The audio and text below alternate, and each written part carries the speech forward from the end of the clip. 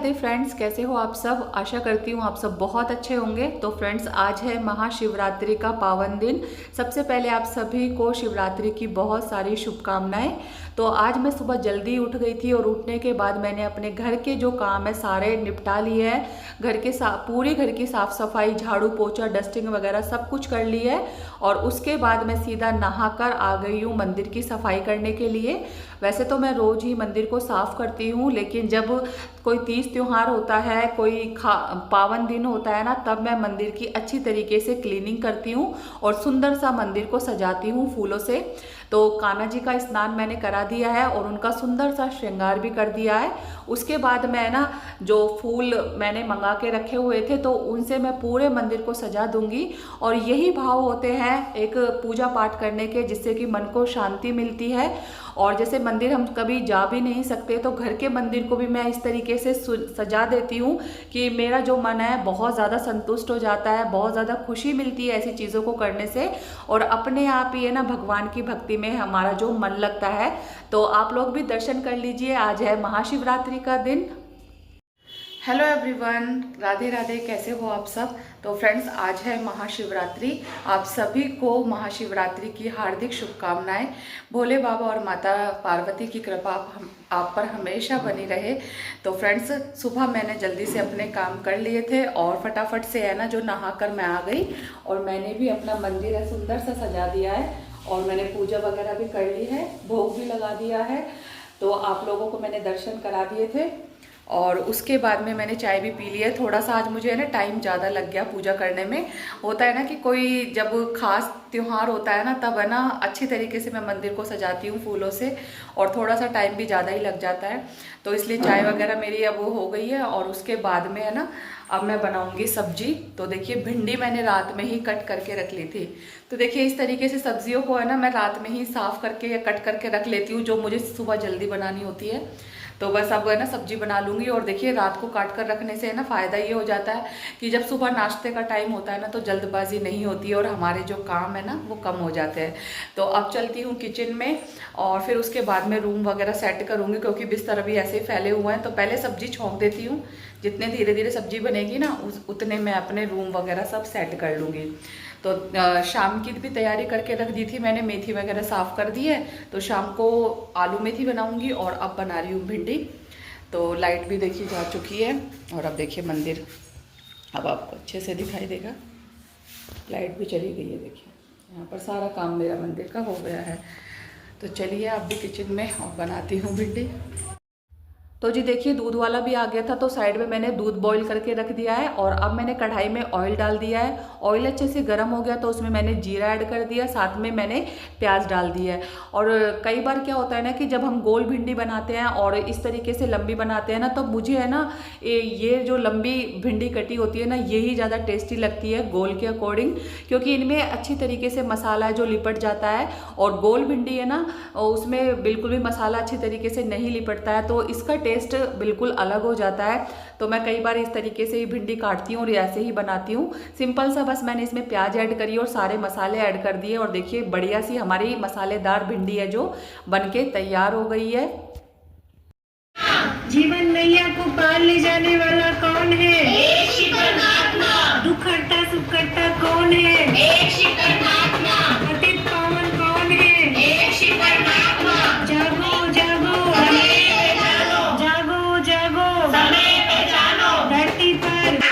तो जी देखिए, महाशिवरात्रि के दिन इस तरीके से कलश यात्रा सबके यहाँ पर निकलती है। और साथ में हमारे यहाँ पर छोटे बच्चों की रैली निकल रही थी, जिसमें कि छोटी छोटी झांकियाँ बनी हुई थी। और महाशिवरात्रि का जो दिन है उस पर वो अपना जो नारा लगा रहे थे कि दुनिया को पार लगाने वाला कौन है, हे शिव परमात्मा। इस तरीके से माइक में सबकी आवाज़ आ रही थी। तो मैं यहाँ से देख रही थी तो सोचा कि आप लोगों के साथ भी शेयर करूँ। और सब्ज़ी देखिए मैंने बना के रख दी है, आटा लगा के रख दिया है। और थोड़ी देर बाद में मैं रोटियां भी बना लूँगी। उससे पहले मैं रूम को सेट कर लेती हूँ। सबसे पहले मैंने बेडशीट को झाड़ के अच्छी तरीके से बिछा दिया है। और जो ये कंबल है ना इसको भी मैं फोल्ड करके रख दूंगी। तो फ्रेंड्स देखिए मौसम में है ना बहुत ज़्यादा चेंजेस आ रहे हैं।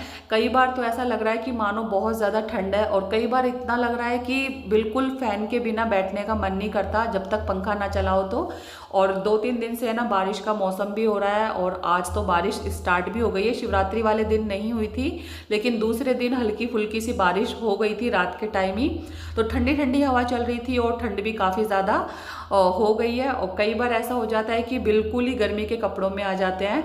तो बस ऐसे ही मौसम का हाल है जो कि बहुत ही ज़्यादा खतरनाक है। ऐसे मौसम में सब ज़्यादातर बीमार हो जाते हैं, क्योंकि ये जाती हुई ठंड है ना, ये बहुत ज़्यादा बीमार कर देती है। बुखार वगैरह, खांसी जुकाम, कोल्ड, जब जो भी प्रॉब्लम होती है ना सारी इसी में ही होती है।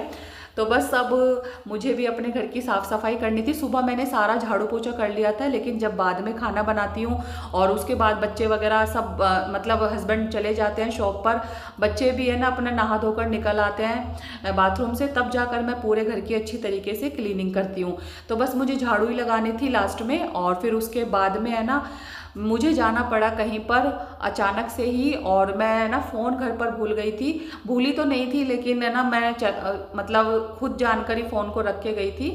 बच्चों के एग्ज़ाम चल रहे हैं तो फ़ोन की उनको बहुत ज़्यादा ज़रूरत पड़ रही है, तो इसीलिए है ना मैं कंटिन्यू व्लॉग महाशिवरात्रि का नहीं बना पाई, क्योंकि है ना देखिए बच्चों को भी देखना ज़रूरी होता है, और बच्चों के इस टाइम पर बहुत ज़्यादा बर्डन है, पढ़ाई का प्रेशर है, तो उनको फ़ोन की बहुत ज़्यादा नीड होती है। तो बस उनकी भलाई के लिए, उनके भविष्य के लिए हमें उनको फ़ोन देना ही होता है, क्योंकि आजकल सारा जो होमवर्क है, सारी डिटेल है वो फ़ोन में ही आती है, ग्रुप में आती है, तो इसलिए फ़ोन देना उनको ज़रूरी हो जाता है।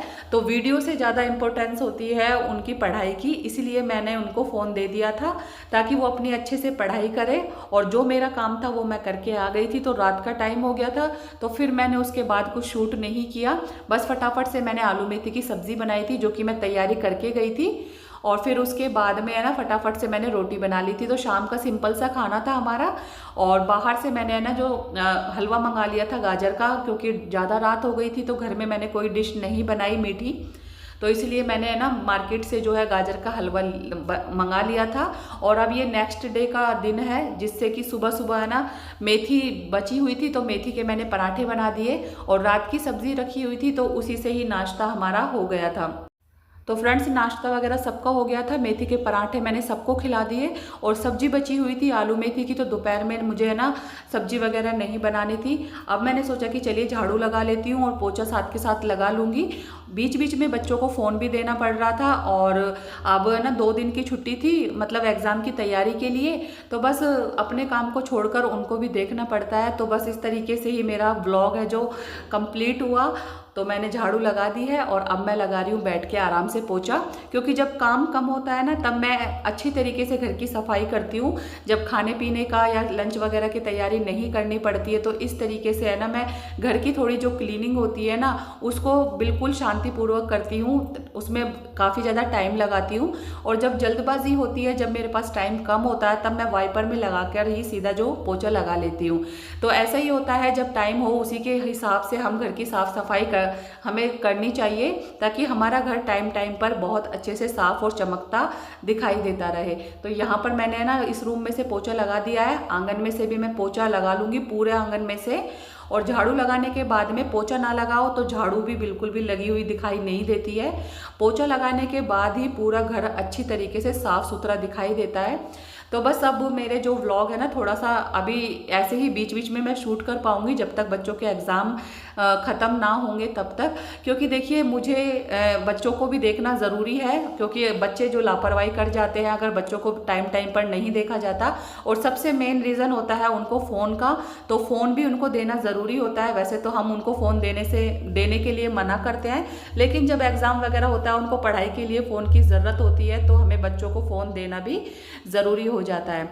तो अब है शाम का टाइम, सारा काम मेरा दोपहर में हो गया था, उसके बाद अब ये शाम का टाइम है। शाम तक बेटे ने जो फ़ोन से आराम से अपना जो है सारी तैयारी कर ली थी एग्ज़ाम की, और उसके बाद जो शाम की तैयारी मैं कर रही हूँ खाने की, तो मैंने जो लाल दाल मसूर की दाल बनाई है, साथ में ये मसालेदार मैंने हरी मिर्च भी फ्राई कर ली है, कट करके रख ली थी। और ये थोड़ी तीखी है, ये मतलब है ना जो ज़्यादा वैसी है ये बारीक वाली पतली वाली होती है ना, तो ये ज़्यादा तेज़ लगती है, तो इसमें मैं मिर्च वगैरह नहीं ऐड करूँगी। बस सिंपल सी मैंने इनको काट ली है और तेल में इनको मैंने डाल दिया है, और हल्दी और धनिया, नमक, ये मसाले मैंने इसमें ऐड कर दिए हैं। और देखिए दाल के साथ है ना, मिर्च हो या फिर अचार हो, काफ़ी ज़्यादा टेस्टी लगता है। तो बस डिनर की मेरी सिंपल सी तैयारी थी, तो फटाफट से मैंने अपने डिनर की तैयारी कर ली है। हरी मिर्च छोंक के रख दी है, साथ में दाल भी देखिए सीटी आ गई थी, तो दाल भी मेरी बन गई है। और लाल दाल सबको पसंद है, तो घर में सब लोग खा लेते हैं। चावल कोई नहीं खाता है ये वाली दाल के साथ, तो सिंपल सी रोटी बनाती हूँ बस मैं, या पराठे का मन होता है तो पराठे बना लेती हूँ। तो आ जाइए आप लोग भी रात का डिनर करने के लिए। तो ये मेरे 2 दिन में ये व्लॉग कंप्लीट हुआ है। शिवरात्रि से सुबह से ये मेरा व्लॉग चल रहा था और शिवरात्रि के अगले दिन जाकर ख़त्म हुआ है। तो दोस्तों आपको ये व्लॉग कैसा लगा ज़रूर बताइएगा। अच्छा लगे तो लाइक शेयर ज़रूर कीजिए। न्यू है तो चैनल को सब्सक्राइब कर लीजिए। मिलती हूँ नेक्स्ट व्लॉग में। Bye bye.